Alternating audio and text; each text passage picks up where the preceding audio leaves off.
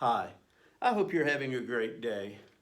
And I hope that you've been able to experience and enjoy some of the things that go along with living a fearless life, things that we have been talking about, the promises that we have received from Jesus. And those promises have to do with, if we persevere, we enjoy peace, we enjoy a life filled with joy, all of those kinds of things that go along with this fearlessness. Now remember, our idea of living a fearless life is based on exploiting the promises that God has given us.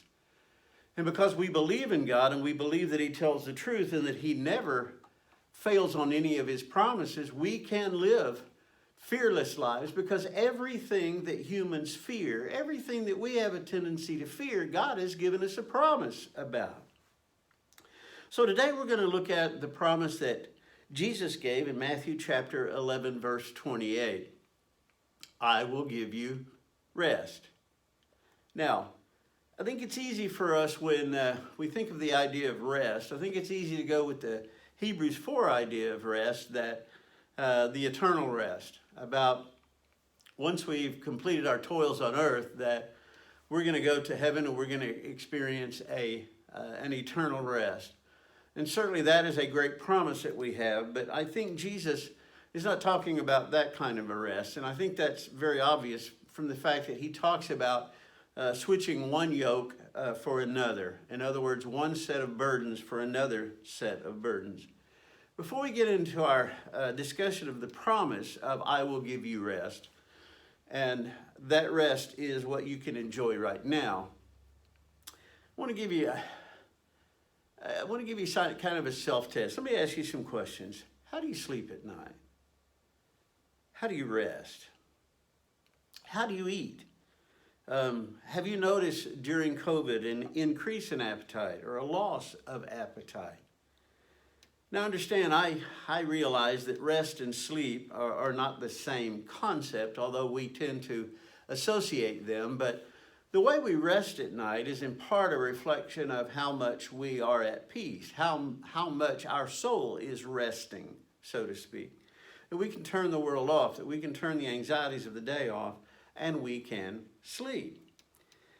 Rest does not mean sleep. They're not the same thing, although rest, as Jesus talks about it, does contribute to blissful sleep. Rest is actually freedom from activity or the cessation of activity or labor. It's to enter a state of motionlessness or inactivity, especially at the conclusion of motion and activity. If you think about in music notation, there's an interesting little figure, a series of them that are called a rest. And what you do, you sing up to the rest, and then you don't sing for however long the rest connotates.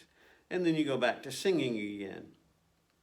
We talk about a body in motion coming to rest. It means it stops moving. It doesn't mean that it's not moving. It means that it ceases to move. In the military, a parade rest does not mean at ease. What it means is you're stopping, being at attention, being very, very formal, yet a parade rest is still formal. It still shows respect to those that you're in submission to, but it's basically to stop standing at attention, very, very firm. So rest means to stop what you're doing, and I think that's the way Jesus uses it, is you're going to be able to stop doing one set of things, and you're going to do something that's totally different, something that's very, very beneficial. Getting back to our anxiety self-test, I want to ask you some questions, and I want you to answer them in your mind in terms of never, rarely, sometimes, often, or always. How often do you feel overwhelmed or that you have no control? How often do you have difficulty relaxing or calming down? How often do you have difficulty sleeping? How often do you have a problem going to sleep because you can't turn off your mind? How often do you feel irritable or annoyed? How often do you experience shaking or trembling? How often do you avoid situations due to fear? How often do you worry about the future or if bad things will happen? For example, a loved one is going to get sick, or you're going to fail at something, or a natural disaster is going to happen. How often do you experience nausea or abdominal issues? How often do you worry about what others think of you? How often do you feel uncomfortable in social situations or when you interact with unfamiliar people? This is an anxiety self-test, and if you can answer sometimes or often or always any of those, you're experiencing anxiety. Anxiety in our culture is considered to be normal, and there's a little bit of truth to that for reasons we're going to talk about in a moment. Have folks ever pointed out to you that you continually move your foot, or that you're like a cat in a room full of rocking chairs? It is very difficult for you to relax. What happens if you're at home on your sofa or whatever and you just totally don't move? What if you focused on not moving? What would happen? Would it increase your anxiety? Would it be possible? Guys, we live in a very anxious culture. And our anxiety has really, in many ways, come to a head in the last few months. And I want to remind us that one of the best ways to reduce anxiety is to understand the promise that Jesus has given you. I will give you rest. Now, he talks about rest even unto your souls. He's talking about soul rest. But what goes along with our souls is our emotions, our psychology, etc. You really can't separate. Now, we can separate physical to a certain extent from psychological or emotional. Although, as we just talked about, when you're under stress or you're feeling anxiety, one of the ways that that's demonstrated is through physical manifestation. So it's very difficult to cut all of these things up. But I think what Jesus is offering us is a deep rest, a soul rest, a pervasive rest in the presence of a world that is not at rest, a world that is restless. James Bowman made the statement, the most dangerous creation of any society is a man who has nothing to lose. Now, he's talking about that from the perspective of someone that you're opposing. If you're opposing someone who has nothing to lose, you have found the most dangerous person to be dealing with. Now, if you look at it from the other perspective, someone who has nothing to lose, someone who is absolutely fearless because they cannot lose, they've got nothing limiting them. Bruce Lee made a statement once, and I find this a fascinating statement, especially from Bruce Lee, who no doubt in his time and probably for a long time after, if not up to today, was one of the best trained and self-disciplined martial artists the world has ever known. Listen to what Bruce Lee said. It is the man that has nothing to lose or is willing to lose everything to beat you that I am afraid of. If a man is willing to lose his life to bite off my nose, then I don't care how good I am or what I do to him, he's going to get my nose. Interesting statement of someone who had demonstrated over and over and over his ability to defeat others at martial arts. But one of the things that he was saying was, I've never come up against somebody who had decided they're either going to get my nose or they're going to die. Someone who has nothing to lose. Harriet Beecher Stowe said, he who has nothing to lose can afford all risks. He who has nothing to lose can afford all risks. Now, what basically she's saying, he who has nothing to lose has no risks. There are no risks to doing anything because risk is of loss. And if there's nothing to lose, there's nothing to risk. Chuck Palahniuk wrote, having nothing to lose is the new wealth. I like that. I like the idea that, when your back is up against the wall, you've got nothing to lose, you've got nothing to fear, you've got nothing to be defeated by. And that's the new wealth. You are the wealthiest person in the world if you have nothing to lose. And that's what we mean about living fearlessly. Nothing to lose. Now, Paul said in Philippians chapter 3, verse 3, "For we are the true circumcision who worship in the Spirit of God and glory in Christ Jesus and put no confidence in the flesh. Although I myself might have confidence even in the flesh.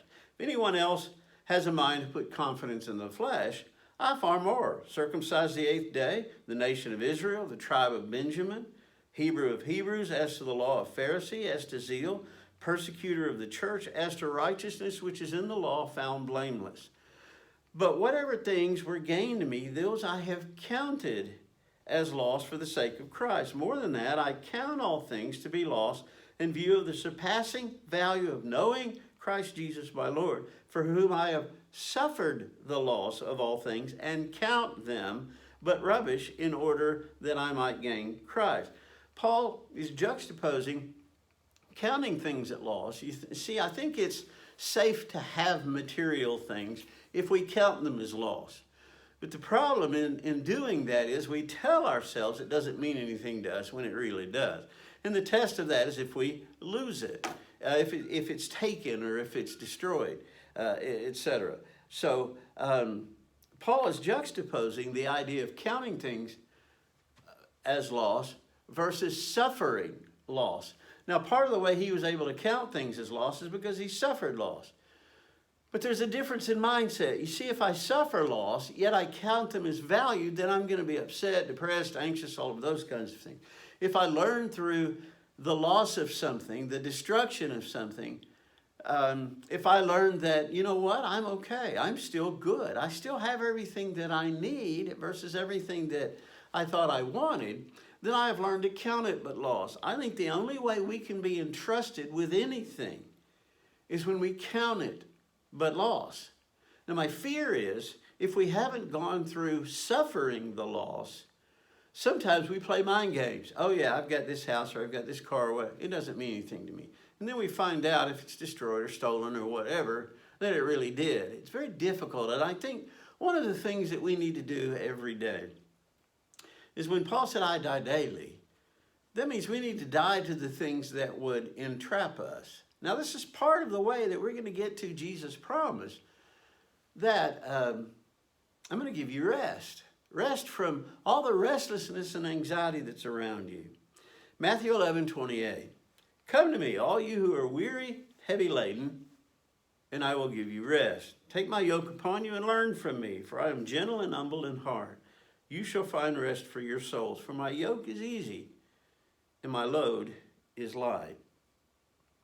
Rest for your souls. As I mentioned, primarily we're talking about spiritual rest, but spiritual rest is related to our emotional stress and our emotional rest, or our psychological stress or rest.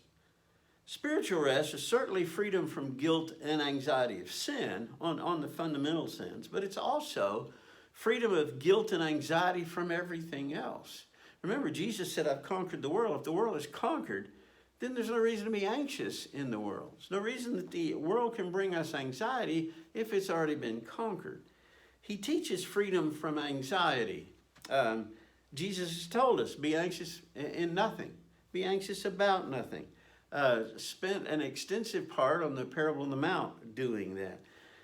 We're not talking about dialing out. We're not talking about sleep or death. We're not talking about avoiding anxiety or escaping anxiety. We're talking about releasing anxiety, stopping something in order to rest.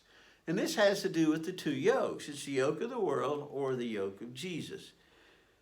Reduction in stress for a different kind of stress. The world's not a utopia, and it's not meant to be. Maybe the Garden of Eden was. Certainly heaven will be. But sometimes in America, because we're very stressed, and I think this is human nature, but because we're very stressed, we seek a stress-free environment. And there's no such thing, because not all stress is bad. We were designed to carry burdens. We were designed to carry loads, so to speak. It's part of our world. It's the yin and yang. It's the tension, good and evil, night and day. There is stress there, but it's not bad. It's not evil. But space, going into space has taught us we don't do well in space. Our bodies are not designed for a stress-free environment. Our bodies are not designed for weightlessness and no forces acting upon us. One of the things that happens when people get on the space station or in space for a while, they come back, they're very weak. Their muscles have atrophied because just walking, we're working against gravity. We're constantly under the weight. There's a column of air of several pounds. It is on you every day. Stress is not a bad thing. Concern for your neighbor is stress. Making advances against sin, fighting Satan, praying with intensity. These are all stressors. When Jesus was in the garden and he was praying, he sweat as if drops of blood because of the stress that he was feeling. And the stress was for our souls. The stress was for sin. Is that a good stress? Absolutely. So what I think Jesus is saying is, we're going to trade stressors here. We're going to trade the stressors that you feel every day for stressors that are real and significant, that actually make you a better person and make you stronger. You see, when we lift weights, we put our muscles under stress. When we jog, we put our lungs and our legs under stress to make them stronger. Not all stress is bad. So the idea, the illusion of a stress-free environment, I think we all buy into that. We want to go to vacation and we want to go to places where, as it's presented, and to so many people, advertising is presented, retirement's going to be stress-free. You're going to have all the money that you need, and you're going to be able to sit on the veranda and just drink iced tea and everything's going to be great. Life's not that way. It's not intended to be that way. Heaven maybe, not the earth. Now, the conditions of this rest. Notice in the middle of what we read, Jesus said, "Take my yoke upon you and learn from me." Then he gives a qualifier on this, which I find to be fascinating. "For I am meek and lowly in heart." Now, why did he say right after, "Take my yoke upon you and learn from me, for I am meek and lowly in heart"? I think he says that because most yoke dealers are taskmasters. Jesus claims humility. Guys, if you will, he's trying to sell us on something that we don't normally want, and that's someone to be in control of our lives or to guide our lives, or however you want to say that. We always maintain control because we always decide if we're going to do this or not. We can unyoke ourselves. Jesus wants us to know that he does not overwhelm or abuse. I am not a taskmaster. If you yoke up with me, I am meek and lowly in heart. By lowly in heart, I'm going to put your desires ahead of mine. I'm going to put your needs ahead of mine. I'm lower than you, he's saying. He understands our human reluctance, but we don't want to lose control. We want to be free agents. We want to do whatever it is. But I want to remind us, as Jesus is, we're taking off the yoke of the world and all the anxiety goes with that, and we're putting on another yoke. And that yoke is a commitment. Commitments are yokes. Commitments are, I'm going to follow through, regardless of how I feel, tough times, great times, etc. I am going to accept. And we've talked over and over and over about between the time from the promise given and the promise realized is that time of commitment, is that time of keep on keeping on, that hupomene we talked about last week, constancy under trial. And we know, we're promised that the trials are going to come. So what Jesus is saying is the yoke is, and you see the yoke binds me. The yoke ties me to whatever it is I'm pulling. Now, I'm yoked with Christ. What better place to be, especially when you understand his attitude. I am meek and lowly in heart. I'm not going to outrun you. I'm not going to overwork you. All of those kinds of things. And he says, take my yoke upon you. We're trading yokes here. And learn from me. See, I've been told that when you yoke oxen, you take one who's more mature and you take one who's more immature, because two mature oxen tend to pull against one another. So you've got one learning from the other. And this oxen pretty soon becomes a leader and now can be yoked with a brand new ox so that this training continues and these generations continue. Jesus said, learn from me. It's a commitment to his leadership. It's learn his way. It's learn to let go of what is temporal as he did. It's learning to live simply as he did. It's doing everything that Jesus did. Now, guys, our biggest challenge is going to be how far can we take that? Because Jesus demonstrated the simple, very basic lifestyle. He went to bed at night not worrying about what he's going to eat. He went to bed at night not worrying about what he was going to wear. Very basic stuff. He didn't worry about where he was going to sleep. If you take eat, sleep, wear stuff, what else really is there? Then everything that's added on top of that becomes compounded. So living simply is very much his example. And that's the way, the greatest way to reduce anxiety and have a light yoke is to live simply. Our greatest obstacle to spirituality is materialism. It always has been. That was God's warning to Israel when they were going to cross the Jordan River. You're going to get over there and you're going to have farms of your own. You're going to have cattle. You're going to have grapes as big as your fist, and you're going to forget me. When we are blessed materially, we tend to forget God, and our lives become much more complex. Because then material has value. Materialism is about things that have material having value. And we've got to continually remind ourselves that material things have no value whatsoever. Because it's all just kindling. It's all going to be burned up one day. And by the way, we just pass it back and forth. You don't take any with you. Somebody, if the house that you're living in today, if it survives, somebody else is going to own it. Somebody else is going to live in it. Whether or not you bought it, you just rented it for a time. And somebody else is going to take it. Same with your vehicles, things like that. Everything that you own owns a part of you. That's why Jesus said, seek first the kingdom, and everything else will take care of itself. Everything else will be added to you. Don't seek it. It'll be added. You'll be given what you need. Try to follow the example of Jesus as practically as you can. How simple can you live? We are driven by wants, not needs. There's an old saying, hush little luxury, don't you cry. You'll be a necessity by and by. How did folks ever get along without microwaves? How did we ever get along without internet? You see, things that once were considered a luxury are now standard. We expect them. Don't expect to move into a new house without having a microwave. Although my parents, my grandparents, great-grandparents, all the way back to Adam never had one and did fine. Charlotte and I have gone through learning, and guys, you know it on this level, then you learn on this level, then you learn on this level. That's the process of learning, not just learning in our minds, but learning in our lives. When Charlotte's mother died, her father had died previous to that. When her mother died,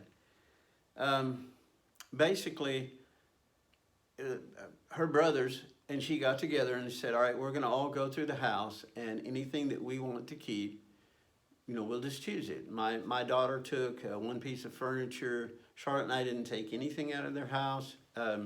Very few things were taken. Now remember, the house that Charlotte and her brothers had grown up in had burned down. So they had moved into town and lived there, I think, around 15 years. So none of that property really did Charlotte or Phil or Bobby have a connection to. So what happened, if anybody wanted something, they could take it. Very little was taken, and the rest was sold in an auction. And they had 2 cars before. When Willis died, they had sold one, and then the car was sold. And her estate, the estate that Willis and Dora Evans left, was taken care of in one day, basically, the day of the auction. When my father died, it was so much work to go through. And I remember, my mom had fallen and broken her hip. She was in the hospital, had to have surgery, and my dad had passed away. And there were a lot of physical possessions. They had been living in a 2,700 square foot home. They were trying to move down into about 1,400, 1,500 square feet, and it was a huge deal. We were trying to help them move all of that kind of stuff in that process. And during that process, Charlotte and I think on the way home, once we had kind of settled all that estate, we decided, we really don't want to do this to our kids. We, at the time when our kids are mourning our deaths, regardless of whichever one goes last, we want them to just spend the time, be together as family, not worry about a whole lot of things. It's enough to prepare for. And in fact, we've gone to the extent of trying to write down our final wishes, making that as simple as possible. I won't go into the details of that, so that basically our goal is when we die, they will have very little to do, which means they're going to have very little to deal with, which means we are going to really pare down our lives in terms of just the stuff that they would have to deal with. And we've given ourselves a year. We started about a couple of months ago, and we've decided we're going to give ourselves a year to really simplify as much as possible of the things that we need versus the things that we want. We've been going through storage buildings, closets, bookcases, all kinds of things that you just accumulate as you're building a family. And there comes a time when we believe it's time to downsize. And it took going through his estate for me to really realize the teachings of Jesus, how anxiety-free it really is to simplify your life. And we had a garage sale a couple of weekends ago, and it was beautiful to watch people walk away with our stuff. They paid us to take it and walk away with it. And I remember before we moved to Tahlequah, we were doing maybe stage one of paring down some things. And our daughter had joined us. She had some things she wanted to sell. And we had this really nice china cabinet. And I let a guy talk me down. It's a big old china cabinet. And I let a guy talk me down from like $100 to like $30. And my daughter, and he's hauling it off, and my daughter's shaking her head, and she said, "Dad, you could have gotten so much money, more money for that." And I said, "Sweetheart, you don't understand. I'm sitting here watching someone take away something I don't need and I don't want, and them loading it in their car rather than me loading it in a moving van or anything like that, and watching them move it, watching them try to get it centered and put blankets on it and tie it down, and they gave me $30 to watch this process." One of the things that's happened is I'm really enjoying this making our lives simpler. Now, we started out making our lives simpler for our kids, but we really are thinking in terms of how it simplifies our lives. When we pursue rest, that word could be translated. Jesus said, "I will give you rest." It can be translated refreshing, renewal, a new perspective. When you only focus on what is important, the rest becomes pitiable. And guys, the things that I mentioned at the beginning of this about unrest, it really becomes a situation where you pity the people who have anxiety because of the things that we mentioned, even COVID. Because when you focus on what is important, when you take the important yoke, then the rest of it, that bigger yoke that you took off, you say, "Why did I wear that so long? Why did I carry that stuff around me? Why did I concern myself with that so deeply?" So what is important? If we're going to focus on what's really important and free ourselves from everything else and find rest, and take that yoke of freedom. That's ironic, but I think it's true. So what is important? And again, I think we give the 100-year test. Will it matter in 100 years? If it matters in 100 years, it's important now. If not, it is not important now. Regardless of how many people around you believe it's important, live as if it's important, it's not important. And there's only two things that I can come up with that have that kind of importance. And one is our relationship with God through Christ Jesus. And secondly is our relationship with the people in our lives. And trying to get that second one, our relationship with the people in our lives, trying to blend that with our relationship with Christ so that they too have that relationship. They find the freedom. They find the rest from a world that is so full of unrest and always has been. I believe that that should occupy the lion's share of our time. Investment in what will matter 100 years from now. The test of that is Solomon. He tested everything. He pursued everything that brings us anxiety, all the keeping up with the Joneses and trying to be wealthy and trying to be successful. All of those things that we lie to ourselves don't mean anything to us when they really do. Solomon tried them and he said, they're all chasing after the wind. What a shame to spend our lives or any significant proportion of our lives pursuing things that are a chasing after the wind. Read the book. Read Ecclesiastes.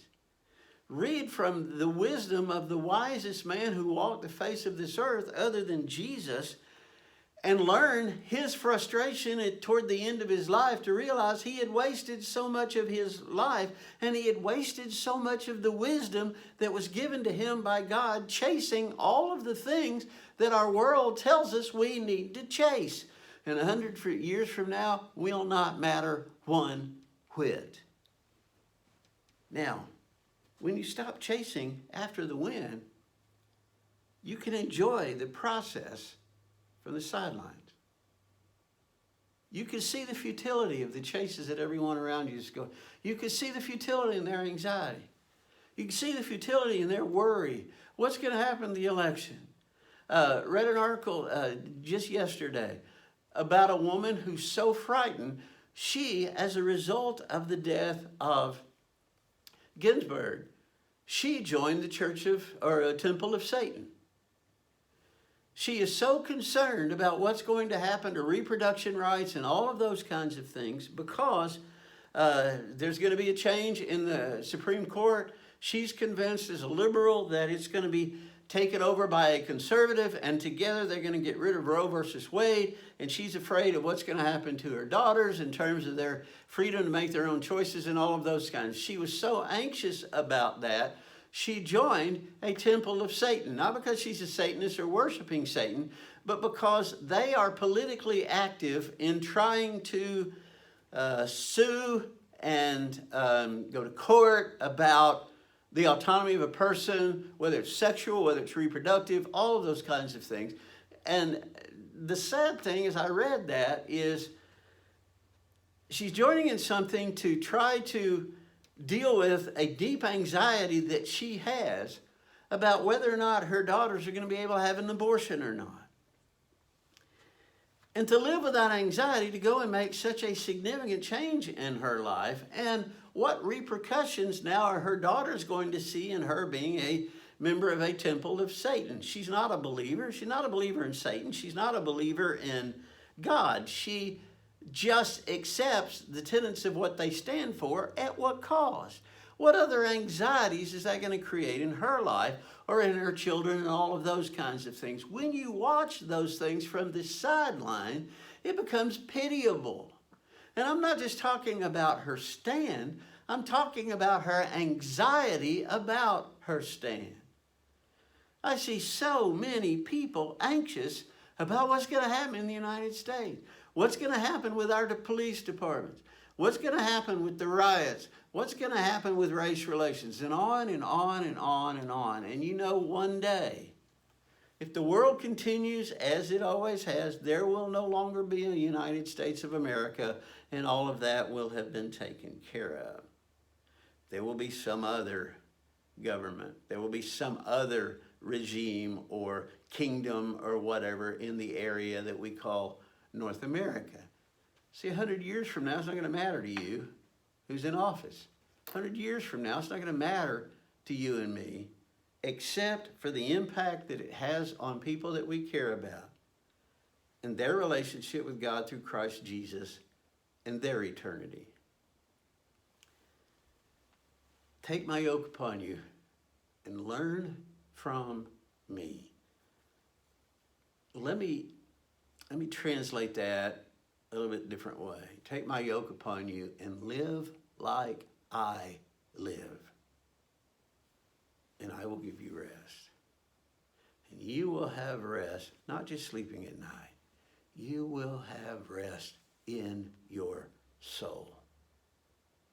And when you get to the point that you take joy in watching people receive the blessings of what you're giving away, what you're giving up. And I got to be honest with you, in that, and it was such a blessing, in our garage sale, Charlotte and me both, if we saw someone that wanted something and thought for whatever reason they couldn't afford it or they were trying to decide, do I need, we would just give it to them, especially when it was kids. Charlotte had a whole box full of our kids' toys, and she told all the kids, take one, it's free. Get what you want. And to watch them walk away with that blessing, and they may only play with it for a day. You know how kids are. That's not the point. Watching them take something that used to have value to us, because we've carried it around. I mean, our kids don't play with those things. We carried it around for sentimental reasons, because they had some kind of value. And to watch another child get a blessing, if only for that day, boy, it did our hearts good. When we can get to the point where we get great joy out of watching someone else receive the blessings of the things that we have first brought together and then secondly let go, then we understand the yoke. We understand the teachings of Jesus. We have learned how to emulate his life, and we have found the blessing of rest. It's a great experience. It's a great experience to know that no one can take anything that I have and hurt me with it. I can't lose anything that I have. If I leave work today and go home and my house is burned down, the first concern will be, where will we stay? I've got hundreds of answers to that, because I know I could call any one of you and say, could we stay a night or two until we figure out what to do? And I know that you would say yes, because of our relationship with one another and our relationship with Christ. Rest. Jesus' desire for you and his promise for you, if you will take his yoke upon him and learn from him, he will give you rest to your very soul. And it's a great rest. It's a great rest to where you can actually enjoy life. You can enjoy the situation comedy of watching people around you pull their hair out because they have so much anxiety of things that ultimately don't matter. I will give you rest unto your soul. Do you have rest? Are you living as someone with rest?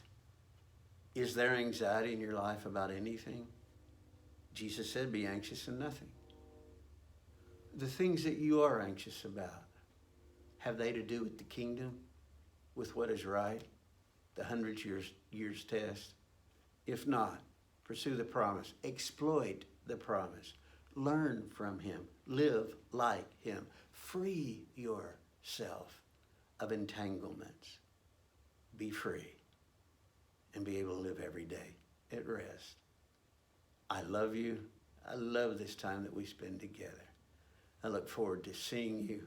I hope you have a great, restful rest of your life. See you soon.